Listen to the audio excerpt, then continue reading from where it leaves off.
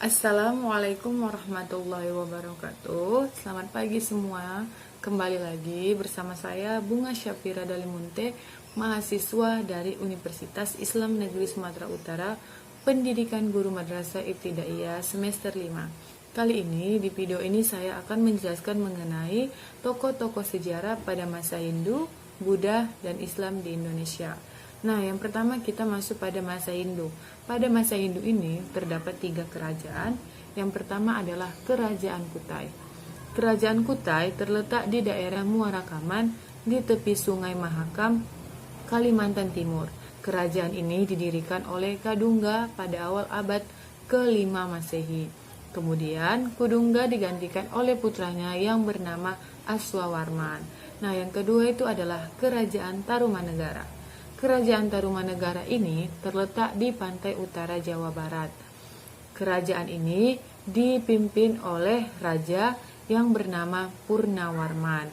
Berdasarkan prasasti yang ada, Tarumanegara merupakan kerajaan pertama di Jawa pada abad ke-5 Masehi. Selanjutnya itu adalah Kerajaan Majapahit. Kerajaan Majapahit ini didirikan oleh Raden Wijaya, menantu dari Kartanegara, raja dari Singasari. Majapahit ini adalah kerajaan yang bercorak Hindu dan merupakan kerajaan agraris maritim. Kerajaan terbesar Kerajaan Majapahit adalah Hayam Wuruk dengan patinya bernama Mahapati Gajah Mada. Nah, kita masuk yang kedua adalah pada masa Buddha. Pada masa Buddha sendiri hanya terdapat 2 kerajaan. Yang pertama adalah Kerajaan Sriwijaya yang merupakan salah satu kerajaan besar di Nusantara yang berkembang di Sumatera pada sekitar abad ke-7. Kerajaan ini pernah menjadi salah satu pusat pengembangan agama Buddha di Asia Tenggara. Nah, Sriwijaya ini mengalami puncak kejayaan itu pada masa pemerintahan Balaputra Dewa sekitar tahun 850 Masehi. Nah, dan yang kedua itu adalah Kerajaan Mataram kuno. Kerajaan Mataram kuno ini diperkirakan berdiri sejak awal abad ke-8 Masehi. Nah, Kerajaan Mataram kuno ini mula-mula diperintah oleh Raja Sana. Setelah Raja Sana wafat, kekuasaan Kerajaan Mataram kuno ini dipegang oleh Dapunda Sailendra, pendiri Wangsa Sailendra. Nah, selanjutnya kita akan masuk kepada masa yang terakhir, yaitu masa Islam. Nah, pada kerajaan masa Islam ini terdapat 6 kerajaan yang terdiri dari yang pertama itu adalah Kerajaan Samudra Pasai. Kerajaan Samudra Pasai ini merupakan kerajaan Islam pertama di Indonesia yang didirikan oleh Sultan Malekusaleh pada abad ke-13 Masehi. Kerajaan ini terletak di pesisir timur Laut Aceh dan sekarang menjadi bagian dari Kabupaten Lok Sumawe atau Aceh Utara. Nah, yang kedua itu adalah Kesultanan Aceh. Kesultanan Aceh adalah kerajaan Islam yang didirikan oleh Sultan Mahayat Shah pada tahun 1514 Masehi. Kesultanan Aceh disebut juga Aceh Darussalam dengan pusat kesultanan terletak di Banda Aceh, yaitu Kutaraja. Nah, yang ketiga itu adalah Kesultanan Demak. Kesultanan Demak ini merupakan kerajaan Islam pertama di pesisir utara Pulau Jawa. Kerajaan ini didirikan pada tahun 1500 oleh Raden Patah yang kemudian menjadi raja pertama di Kerajaan Demak. Raden Patah juga dibantu oleh 9 wali songo.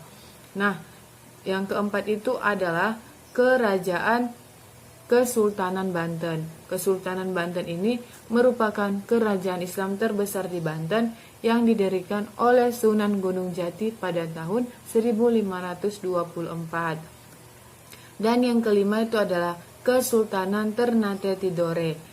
Kerajaan ini adalah kerajaan Islam yang berada di wilayah Kepulauan Maluku sekitar abad ke-15 dan pada awalnya merupakan 2 kesultanan yang berbeda, sehingga keduanya sering terlibat persaingan untuk memperebutkan pengaruh, lalu memenangkan persaingan dan memutuskan untuk bekerja sama.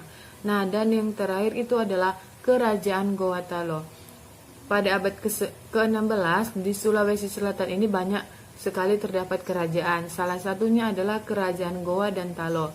Dalam perkembangannya, kerajaan Goa dan Talo ini bergabung menjadi kerajaan Makassar. Raja Goa menjadi raja di kerajaan Makassar, bergelar Sultan Alauddin dan penggantinya Sultan Muhammad Said. Sedangkan kerajaan Goa Talo ini merupakan kerajaan yang bercorak Islam. Terima kasih. Mungkin sampai sini saja penjelasan saya. Lebih dan kurang saya mohon maaf, kepada Allah saya mohon ampun. Nah, selanjutnya saya akan menjelaskan media yang saya gunakan dalam materi pembelajaran kali ini. Nah, selanjutnya mari kita saksikan. Nah, selanjutnya kita masuk kepada media pembelajarannya. Kita lihat bersama, media yang saya buat adalah berupa potongan gambar dari kerajaan serta para tokoh rajanya. Nah, di sini saya telah membuat gambarnya secara terpisah dan tidak beraturan. Jadi, tugasnya adalah peserta didik akan menebak dan juga mencari tahu manakah di antara beberapa gambar ini yang termasuk kepada kerajaan pada masa Hindu, kerajaan pada masa Buddha, dan juga kerajaan pada masa Islam. Nah, jadi dengan penggunaan media yang sederhana ini, tetapi kita dapat melatih cara berpikir siswa, yaitu dengan cara menebak dan juga mencari tahu, serta mengulang kembali pelajaran yang telah disampaikan oleh gurunya. Jadi, kita dapat melatih apakah peserta didik masih ingat atau mungkin sudah lupa begitu saja. Nah, mungkin ini saja yang dapat saya sampaikan mengenai penjelasan media yang saya gunakan. Lebih dan kurang saya mohon maaf. Saya akhiri. Assalamualaikum warahmatullahi wabarakatuh. Dadah, sampai ketemu lagi.